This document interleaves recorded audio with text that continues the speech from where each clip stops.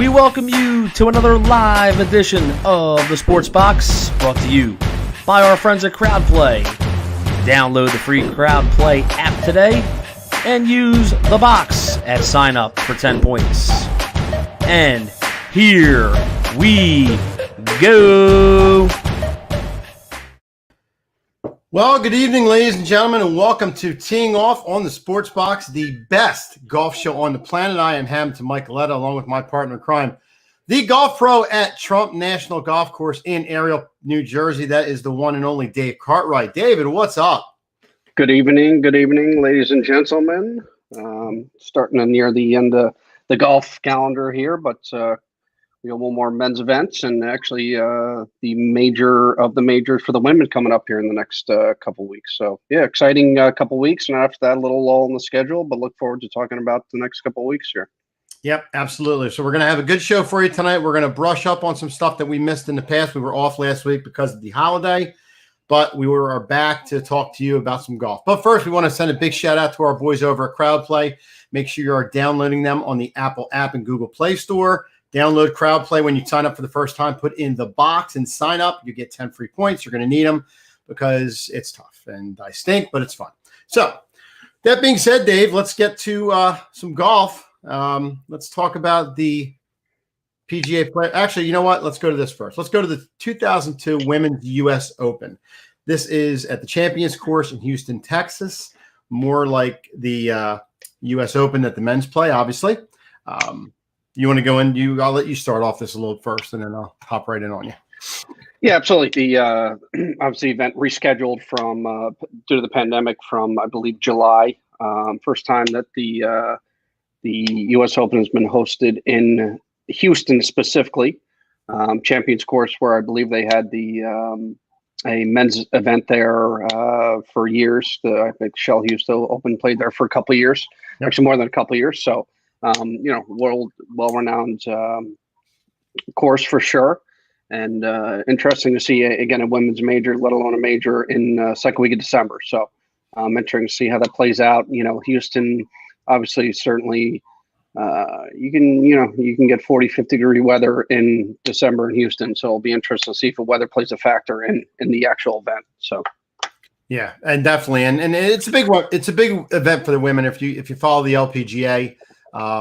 This is a big one for them, and it's the year of COVID, so why not December? I mean, they had the Masters in November. Why not December? Exactly. Yeah, some past winners. 2017, Sung Ung Park, Jute Tarnagarn won in 2018. League won it last year. Jorgen Lee. The LPGA is unique because a lot of European and overseas. Not a lot of U.S. winners, believe it or not. I mean, Michelle Wee, everybody knows Michelle Wee and Paula Creamer. I don't know. It just South Korea has just got some winners up there left and right on the board. It's amazing how how they're really producing the women out there to play golf. But I mean, that's great for them. They do, absolutely. I'm just looking at the top 10 rank, top 10, the world rankings. Excuse me, 1, 2, 3, 4, 5 of the top 10 in the world right now are Koreans, and it just goes to show you how dominant they have been, over the last 10 years, and probably will be for the next 10 years. So, I mean, Indy Park, I know from watching every once in a while in there, is just she's phenomenal. She's tearing it up as well. Yeah, so absolutely. All right, so our next event, let's go to the 2020 PGA Player of the Year, Justin Thomas. Oh, wait, where is it, Dustin Johnson? It's interesting about this story, and if I read it correctly, Dustin Johnson had, I think, put it on Twitter. He was happy that he won the Player of the Year award, and he thanked a lot of people. But in the same sense, the association of the PGA Association named Justin Thomas the Player of the Year. So, do you want to elaborate a little bit? I do. Yeah, I'm looking at it right now. You're absolutely right. So, last year, as an example, Rory McIlroy got the PGA Tour Player of the Year, and then the PGA of America Player of the Year was Brooks Koepka. Yeah. So, going back, which is kind of uncommon because going back about 20 years, the PGA of America and the PGA Tour, the Player of the Year, has been exactly the same. So, ironically, last year, was not. And looking at it here for 2020, if you're asking my votes, I'm going to say Dustin Johnson. And they probably had equal seasons as far as, the stats and how well they played. But for me, it was just more so Dustin Johnson played well the second half of the season, especially towards the end. And again, winning the final major, the Masters, most prestigious, so on and so forth. He dominated golf for the past 8 weeks, last 8 weeks of the season. So that's the way I look at it. I know Player of the Year is obviously the year end, the entire year, the entire body of work. But for me, Dustin Johnson was more dominant the last 8 weeks, or for that matter, any points of the season than Justin Thomas was. Yeah, and as much as I agree, as much as I love Justin Thomas and how he's had a good year, I think Dustin Johnson, you want to say he's right up there with him. Yeah, exactly. And I think the Masters really pushed him over the top with something like that. I mean, and then just the sheer dominance of the Masters that he pulled off. I mean, when he won tournaments, he pulled away. I mean, 9 out of 10 times he pulled away. So that just shows you the deservance of it. Not to say Justin Thomas didn't have a great year. Justin Thomas is up and coming. I don't want to say up and coming. He should be up there already. But I mean, definitely deserving. Dustin Johnson, I think, definitely deserves it. Yeah, just a fun fact here. I just read this. So the PGA of America Player of the Year is a points-driven thing. So believe it or not, Justin Thomas had more points than Dustin Johnson. Okay. That being said, there was one less major. Obviously the British Open, the Open Championship wasn't played. So that's double the points. And then along those lines, obviously Dustin Johnson was out for 3-4 weeks with COVID. So I think that's kind of explains it. But again, if you're asking for my vote, and I think he's going to win, Dustin Johnson will get his the PGA Tour Player of the Year. I agree. So with that, we will go to the tournament that just passed us by that we were not on the air for because of the holiday, the RSM Classic, and that is Robert Streb at 19 under. Now, this course, not an overly tough course. It's Sea Island in Georgia, the Plantation course. Actually, we talked about it before we went off the air last time that I'm actually going to play this course, I think in March or February. So I'm looking forward to that. Awesome. So that's going to be good. But from what I hear about it, it's not an overly tough course. A lot of players can score well, as the scores show 19, 18, 17, 16. I mean, there are a lot of double-digit scores in this course. So, but Robert Streb's a guy you don't hear about a lot. He's not usually up in the top 15. He's a steady guy, but he's not usually up in a name you hear all the time. I mean, we know him from watching golf scores all the time. But, I mean, 65, 63 the second day really started to separate him in 67, 68. Solid rounds for Robert Streb, and your hats off. He definitely deserved it. Yeah, no, absolutely. I think, along those lines about the golf course, obviously not overly long. It was more of a shot maker's golf course, sits on the bay. I think that's obviously wind driven, the difficulty, bigger fairways, bigger greens, so on and so forth. Hence the 19 underscore. I think what was it, the second round that the wind was blowing a little bit, but, third and fourth, relatively calm. So, not a long golf course favors, I won't say the shorter hitters, but, my pick, I think Webb Simpson, who I think finished dead last, was no, he made the cut, but, more of a more of a guy that's certainly middle of the pack to lower the pack of driving distance. So Robert Streb, same situation. He's not going to outdrive anybody, but decent ball striker, and obviously made the putts to to win the event. It was actually Kevin Kisner. Lost in the playoff. I watched the last couple hours of it. Kisner played great. Kisner played great, putted unbelievably as he always does. Yeah, and talk about coming back from behind 68, 66, 66, 63. I mean, he played great the third or fourth round. Yeah, played great. Yep. And I was gonna say, I didn't mean to cut you off, but I was talking about Webb Simpson. And the people out there think that pro golfers are just, you're just born with this ability and you have it at the next level. But these guys are human too, and they have off days, and they're not up in the top 3, top 4 all the time. I mean, Webb Simpson, listen, you go out there, you don't have it, and you can fight through it, and you can try your hardest. If you don't have it, it's just not there that day. I mean, I'm sure, Dave, you've had it. I've definitely had it out there. Your first couple holes, you're not playing good. You're trying to get back. You're trying to get focused again. Like I said, you just don't have it. You don't have it. There's Mike Velarde. How are you, Mike? Mike, one of the hosts on. How are you? On the Sports Box. How are you? Yep. And boy, Mike, keep your comments coming. Tuning in. Yep, tuning in. So, so some other guys, Cameron Tringale. Tringali. Yeah. I might not remember that. Cameron Tringali up there with a minus 18. Burden Weisberger from, I believe it's Norway. Austrian. No, Austrian. Yeah. Austrian. Believe it or not, I've never heard of him, to be honest with you. He was he's top 10 European player. Okay. He was usually qualifies for the Masters, playing the Masters probably half a dozen times, World Golf Championships, things like that. He he's top 50 in the world. Yep. I obviously never won a PGA Tour event, but certainly has done his fair share of damage in Europe. So no, it's top 50 guy in the world. Yeah, not surprising. He was on that leaderboard. So and that's why you're here, Dave, to pick me up when there you go. Andrew Landry up there, minus 17 as well. Nice showing. My boy Harris English. Your pick. I tell you what, he had it. He had it. Yep. Yeah. Struggled on the third day, but here's a guy, folks. If you play DraftKings, definitely want to get in your lineup as much as you can every week because he's a consistent player. He'll get you strokes on the third and fourth day. Definitely, he makes comebacks.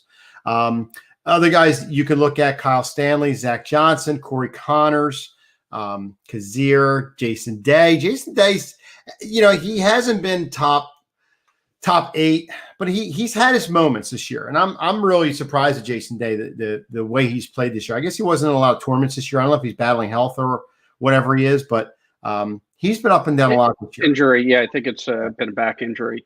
Yeah.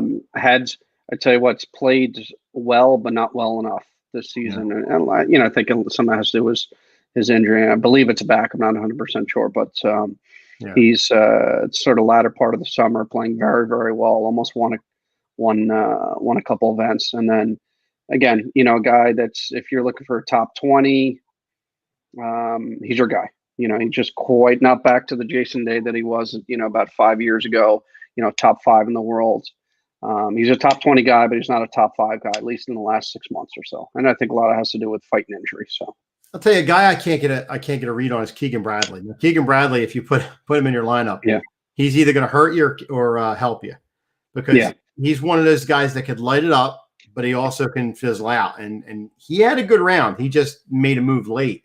67, 68, 67, 67, not bad scores. I mean, they're 4 good rounds. It's just that this course, a lot of guys were shooting low, 66, 65. I mean, they're really tearing it up early, and I think he got a late jump on that. But to his credit, solid round for Keegan. He's had a good year. Absolutely does. So the biggest thing with Keegan Bradley, I think, since obviously they changed the anchoring ban, he's had to go through a lot of up and downs when it comes to putting. So I think the biggest thing is if the putter's working, he's too good of a ball striker not to compete. So.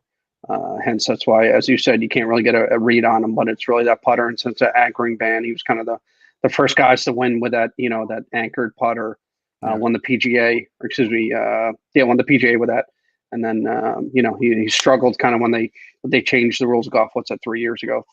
So let me ask you, what do you think of that rule, Dave? I mean, you see that all the time as a pro. What do you think about that rule of the anchoring or the long putter, as they say? What do you think? Do you think it's right that they banned it, or do you think they should use it? I do at the professional level. I certainly do.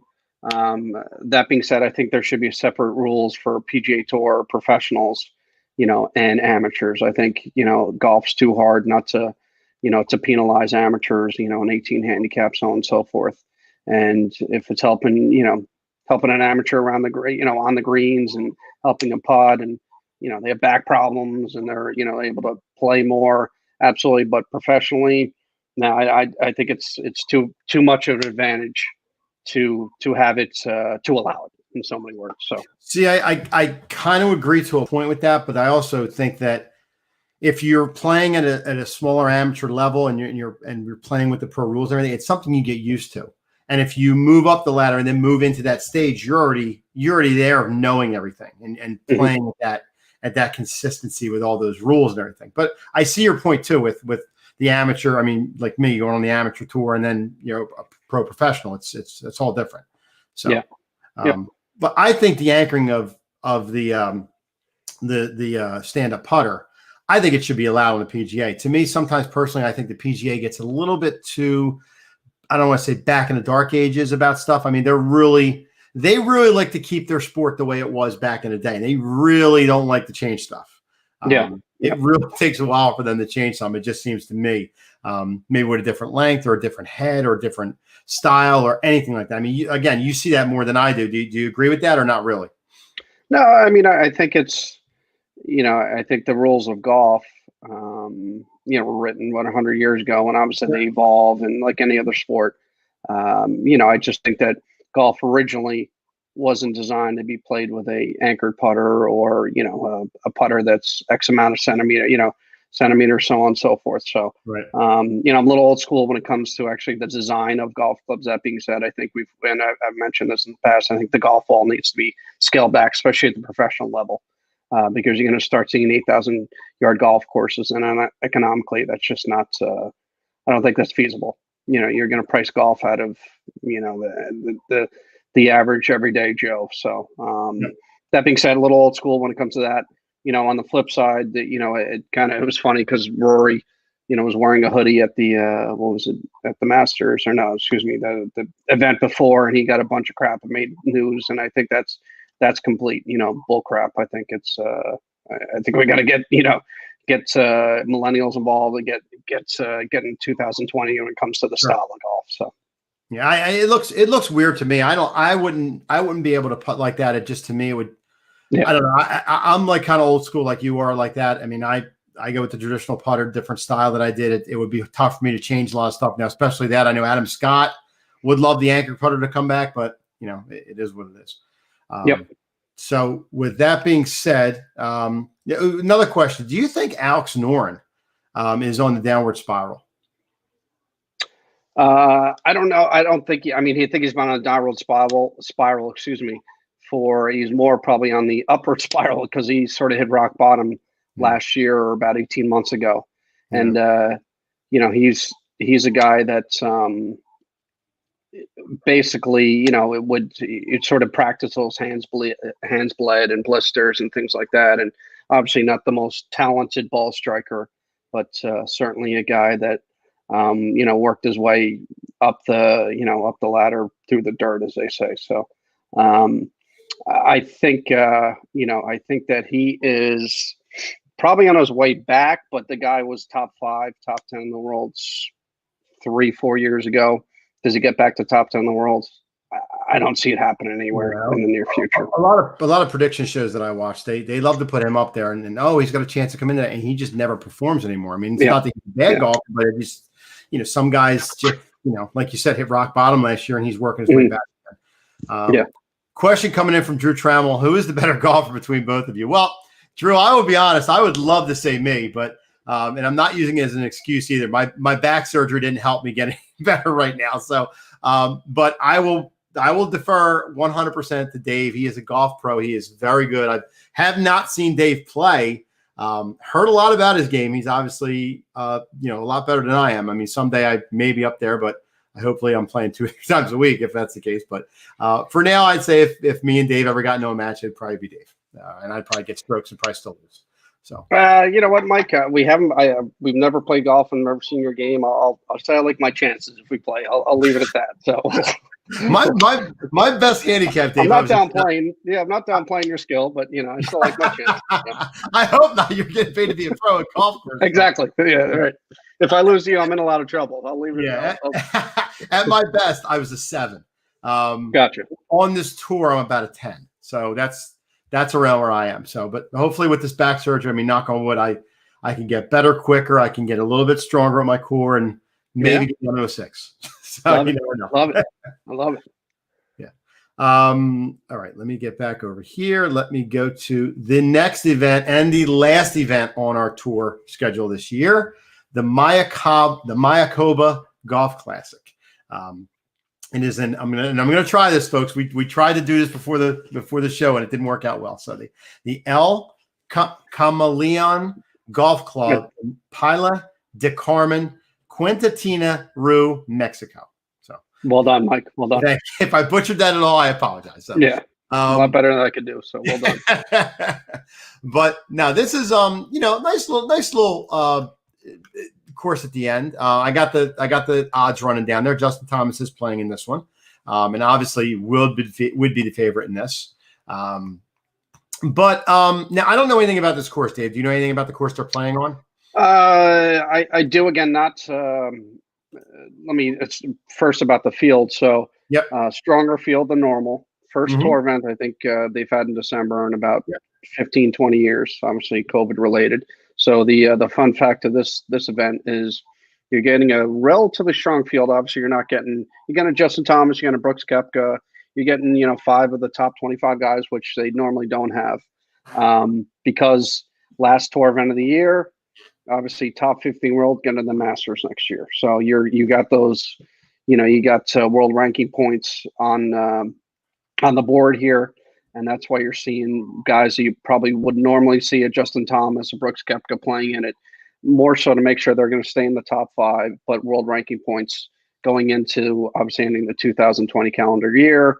The top 50 that sets you up for the majors next year, World Golf Championship, so on and so forth. So you got those, probably 5 or 10 guys that you normally wouldn't see in the top 25 there because of the world ranking points, to finish the 2020 year, set them up for the 2021 season. So, yeah. Now, is this course they play? They don't the World Golf event. They play that in Cancun, don't they? That's in Mexico City. Mexico City. Okay. Yeah, Mexico. No, completely different. So this is a tour event. They've probably about the 10th year. It's a resort down there. Tight golf course again. On the sort of on the Riviera there. So you're going to see some wind. You're going to see some, seaside golf, but it's a little bit tighter. Not the longest golf course. So again, very similar, honestly, to the RSM Classic as far as golf course style. Probably you're going to see some lower scores. If the wind blows, you're not, but relatively easy golf course by tour standards and short by tour standards. So, yeah. So, like you said, good field. I actually like the field. I don't think it's that. Like a normal event, like after a big event, they would drop off all the big guys, but a lot of guys are in this. I mean, Dustin Johnson obviously is not in it, Tiger Woods, guys like that, but like you said, good field.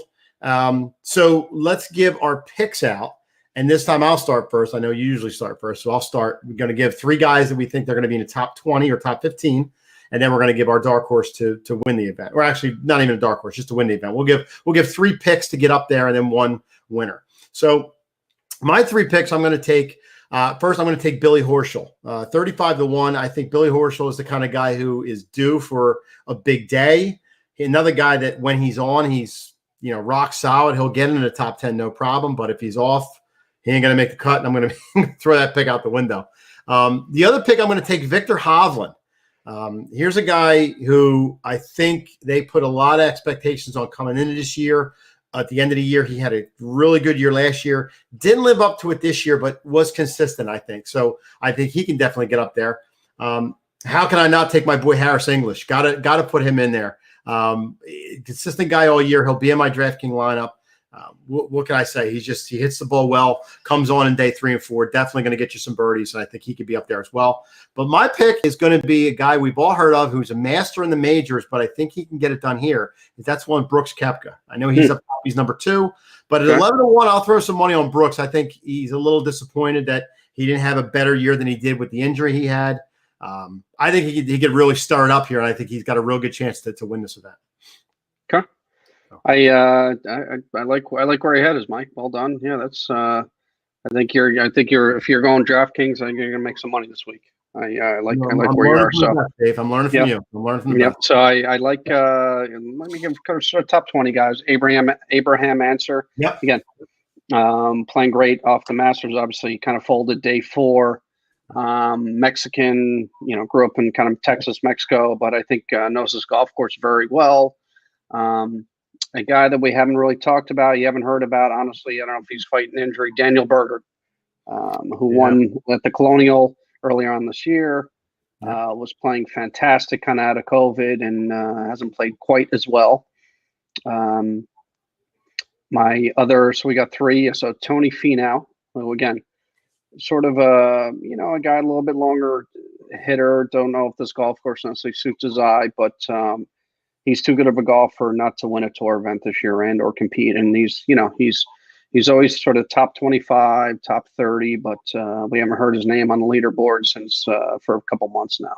Yep. And the winner, going way outside the box here, Justin Thomas. I knew you were going way outside the box. When you said that, I knew you were going Justin Thomas. Yep. I mean, he's obviously the odds-on favorite to win. Yeah. Again, the guy, he's just too good of a golfer not to win every 4th or 5th tournament he enters. And, you saw him sort of, he struggled in the 4th rounds, the last sort of 5 or 6 events he's been in contention, the WGC, the Masters, so on and so forth. So, he's too good not to compete. And more importantly, I think he's going to a strong 4th round, which he hasn't in the last 5 or 6 events here. It's funny you mentioned that, Dave, because we do have footage of Justin Thomas after he was notified that he won the Player of the Year award. And this is what happened.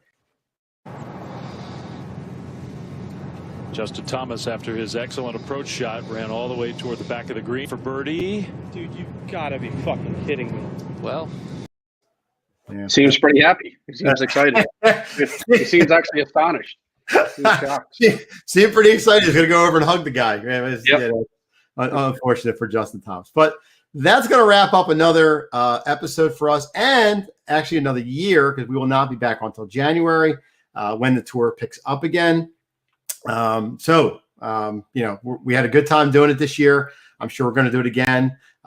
Dave's wife's going to be expecting in February, so hopefully we can hold on to Dave a little bit, but we'll see what happens after that.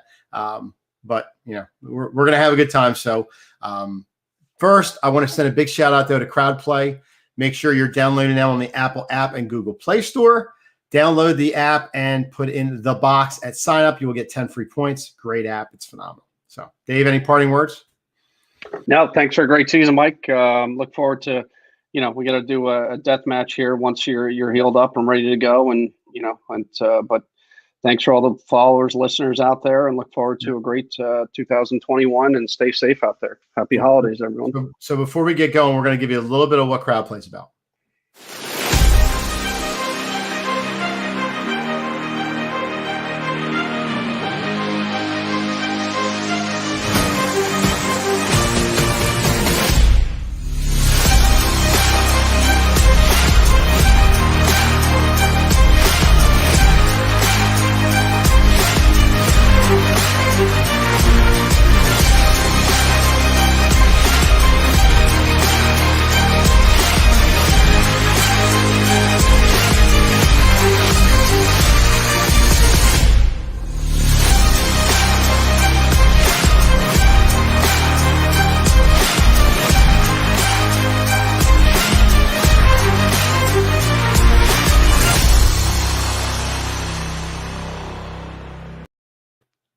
Crowd play. Pick it up.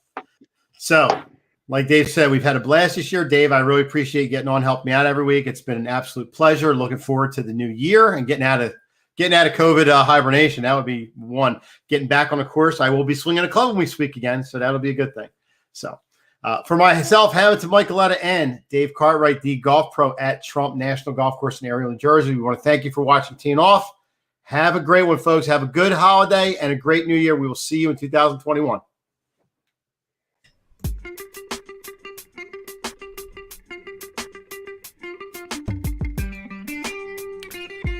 Thank you for watching the Sports Box. Follow us on Facebook at Sports Box Show, Twitter at Sports Box Show, Instagram at The Sports Box Show. Find us on YouTube and join Outside the Box, our Facebook sports discussion group. The Sports Box is brought to you by our friends at CrowdPlay. Download the free CrowdPlay app today and use promo code THEBOX at sign up for 10 points. See you next time.